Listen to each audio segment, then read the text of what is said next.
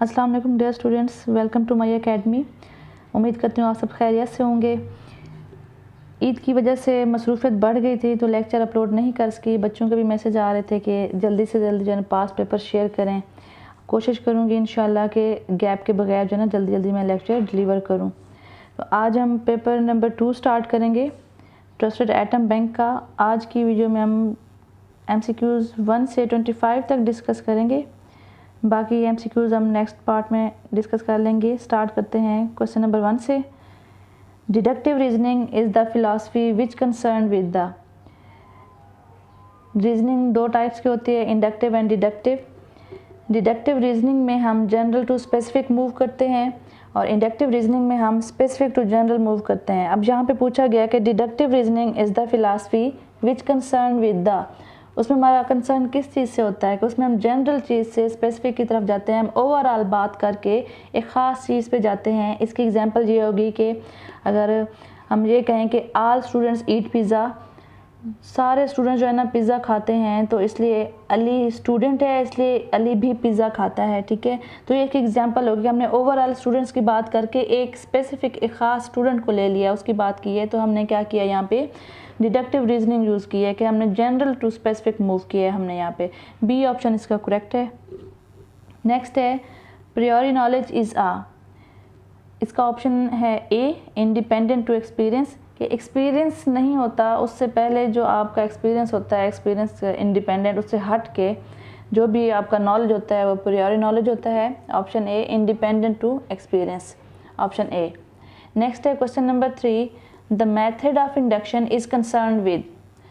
अब यहाँ पे वही इंडक्शन इंडक्टिव वही वर्डिंग यूज़ हो रही है कि इंडक्शन मेथड में हम किस चीज़ से हमारा कंसर्न होता है। उसमें इंडक्शन में हम स्पेसिफिक टू जनरल मूव करते हैं, एक ख़ास चीज़, एक ख़ास कंक्लूजन, कोई फैक्ट यूज़, कोई एग्जांपल यूज़ करते हैं, तो हम उससे फिर जनरल की तरफ मूव करते हैं। ऑप्शन सी इसका करेक्ट है, स्पेसिफिक टू जनरल। नेक्स्ट है question number 4, the posterior knowledge depends on. Posterior, posteriology, post जहाँ पे आएगा उसका मीनिंग होता है कि बाद में, किसी चीज़ के बाद में आप एक्सपीरियंस कर रहे हैं, आप किसी चीज़ को ऑब्जर्व कर रहे हैं, ऑब्जर्वेशन कर रहे हैं, उसके बाद जो भी आपका नॉलेज होगा वो पोस्टीरियोलॉजी नॉलेज होगा। ठीक है, यहाँ पे ऑप्शन डी करेक्ट है कि ऑब्जर्वेशन, के ऑब्जर्व करते हैं किस चीज़ को, एक्सपीरियंस करते हैं, उसके बाद जो भी नॉलेज होता है वो हमारा पोस्टीरियर नॉलेज होता है। नेक्स्ट है question number 5, sophia is a Greek word which means. ये फ़िलासफ़ी जो हम वर्ड यूज़ करते हैं, हम फ़िलासफ़ी है एक फील्ड, वो दो ग्रीक वर्ड से मिलके बना है, philos and sophia. Sophia means wisdom and philos mean love. Complete देखें तो फ़िलासफ़ी का मीनिंग है लव ऑफ विजडम। यहाँ पे सोफिया का पूछा गया कि sophia is a Greek word which means, option A correct option है विजडम। नेक्स्ट है question number 6, democracy and education was written by. ये किसने लिखी थी, ये डेवी ने लिखी थी। ऑप्शन डी करेक्ट ऑप्शन है। अगर साथ वाले ऑप्शंस को देखें, ऑप्शन ए पे है एरिस्टोटल, ये फाउंडर हैं आइडियलिज्म फिलासफी के, एंड ऑप्शन बी पे प्लाटो है, ये Plato is the creator of analytic philosophy and father of idealism. Idealism में हम माइंड की बात करते हैं, सोल की बात करते हैं कि जो अल्टीमेट रियलिटी है वो स्पिरिचुअलिज्म है, real world is nothing. Next है question number 7, Dewey explores the relationship of the external world, the mind and the knowledge in his book. उनकी बुक थी, ठीक है, उनने रिलेशनशिप देखा एक्सटर्नल वर्ल्ड का जो बाहर की दुनिया है और माइंड का जो इंटरनल हो गया, एंड द नॉलेज और जो नॉलेज है, तो वो ऑप्शन ए है एक्सपीरियंस एंड नेचर। नेक्स्ट है idealism concern with the. Idealism एक फ़िलासफ़ी है, इसके फाउंडर हैं प्लाटो, अभी मैंने डिस्कस किया है। इनका जो कंसर्न होता है वो माइंड से होता है, इनका फोकस माइंड पे होता है, थॉट्स हो गए, फीलिंग्स, सारा कुछ जो आपके आइडियाज़ हैं इनका कंसर्न माइंड से होता है। रियल वर्ल्ड जो फिज़िकल वर्ल्ड होती है इनका उससे कोई कंसर्न नहीं होता। कहते हैं अल्टीमेट जो रियलिटी है, जो ट्रूथ है, वो सोल है, वो माइंड है। ऑप्शन सी करेक्ट ऑप्शन है। नेक्स्ट है 9 पे, प्रैग्माटिस्ट ओनली कंसर्न विद द। प्रैग्माटिस्ट में हम प्रैक्टिस की बात करते हैं, एक्सपीरियंस की बात करते हैं कि प्रैक्टिकल वर्क होना चाहिए। अगर हम स्कूल में इसको लेके जाएं तो हमारा ये एम होगा कि जो भी बच्चे सीख रहे हैं, जो भी लर्न कर रहे हैं क्लास में एंड क्लास के बाहर जो भी लर्न कर रहे हैं वो प्रैक्टिकल होना चाहिए, एक्टिविटी बेस्ड होना चाहिए। तो ये हम सारी बात करते हैं प्रैग्मेटिज्म में। तो इनका कंसर्न होता है, ऑप्शन बी है एक्सपीरियंस, ठीक है, बी ऑप्शन करेक्ट ऑप्शन है। साथ सी ऑप्शन पे ग्रेट बुक्स का लिखा हुआ है, तो ये पेरिनियलिज्म जो फिलासफी है उसमें कहते हैं कि अगर इंसान की नेचर चेंज नहीं हो रही, सालों से वही नेचर आ रही है, तो एजुकेशन भी सबके लिए सेम होने चाहिए। चाहे एजुकेशन 100 साल पहले कोई पढ़ रहा था उनके लिए भी सेम होनी चाहिए और वही बुक्स बाद में आने वाले लोगों के लिए भी होनी चाहिए। तो अगर नेचर चेंज नहीं हो रही तो जो एजुकेशन है वो भी चेंज नहीं होनी चाहिए, दोनों चीज़ें कांस्टेंट होनी चाहिए। ग्रेट बुक्स की बात करते हैं पेरिनियलिज्म में। साथ में ऑप्शन ए पे माइंड है, वो हमने अभी डिस्कस किया है कि आइडियलिज्म का जो कंसर्न होता है, जो फोकस होता है वो माइंड पे होता है। तो यहाँ पे प्रैग्मेटिस्ट की बात की गई है तो उसका बी ऑप्शन करेक्ट है, एक्सपीरियंस। नेक्स्ट है question number 10, realist adopts to solve the problems of physical world through. जो रियलिस्ट होते हैं वो प्रॉब्लम्स को किस तरीके से सॉल्व करते हैं, जो भी फिजिकल वर्ल्ड के जो भी प्रॉब्लम्स होते हैं तो वो सेंसेस यूज़ करते हैं, रेवलेशन, रेशनलिज्म, ये सारा ऑल ऑफ द अबव इसका करेक्ट ऑप्शन है। नेक्स्ट है axiological approach of idealist is. Axiology philosophy का ही एक एरिया है जिसमें हम वैल्यूज़ की बात करते हैं और इसके हमने दो इसकी टाइप्स पढ़ी थी, जिसमें एक में हमने कहा था कि मोरल होना चाहिए, कि मोरल डेवलपमेंट होनी चाहिए, आपका दूसरों से बात करने का तरीका कैसा है, गुड एंड बैड की बात करते हैं। और इसकी दूसरी ब्रांच थी जिसमें हमने ब्यूटी की बात की थी, व्हाट इज़ ब्यूटी। यहाँ पे एक्सियोलॉजिकल अप्रोच ऑफ आइडियलिस्ट का पूछा गया है तो उसमें ऑप्शन बी करेक्ट ऑप्शन है, absolute, eternal and permanent beauty. Idealist है साथ और साथ साथ एक्सियोलॉजिकल अप्रोच पूछी गई है। एक्सियोलॉजी में हम वही वैल्यूज़ की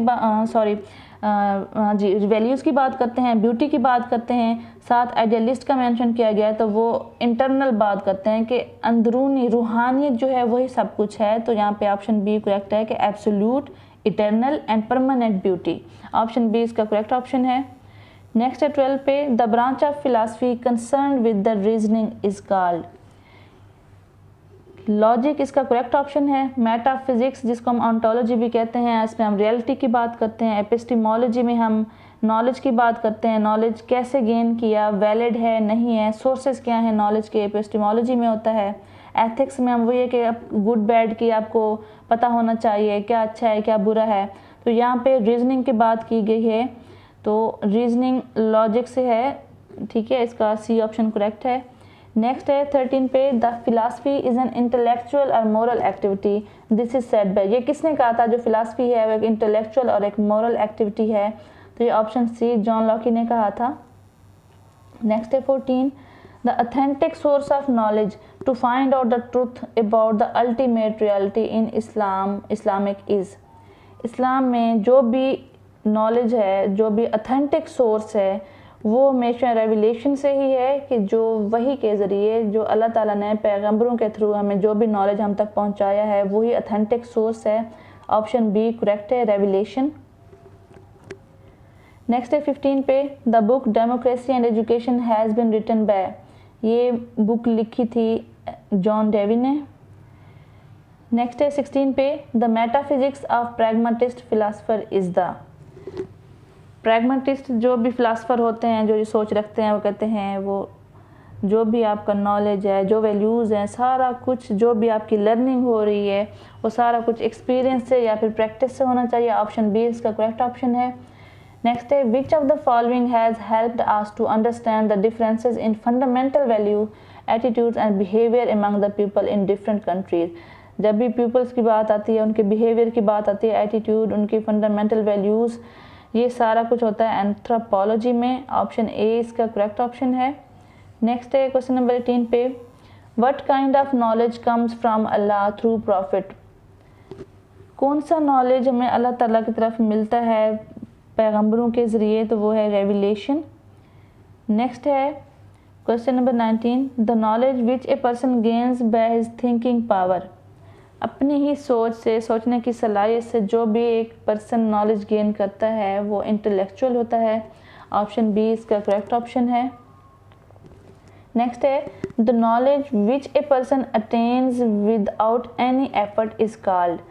ऐसा नॉलेज जो किसी भी एफर्ट के बगैर, आपको एफर्ट नहीं करनी पड़ती, वो खुद से आ जाता है आपके ध्यान में। जो भी कोई नॉलेज है, जो भी है, किसी आपने कोई एफर्ट नहीं की, आपको किसी भी चीज़ के बारे में, फैक्ट के बारे में आपको नॉलेज है, तो वो हमारा होता है instinct. Option D correct option है।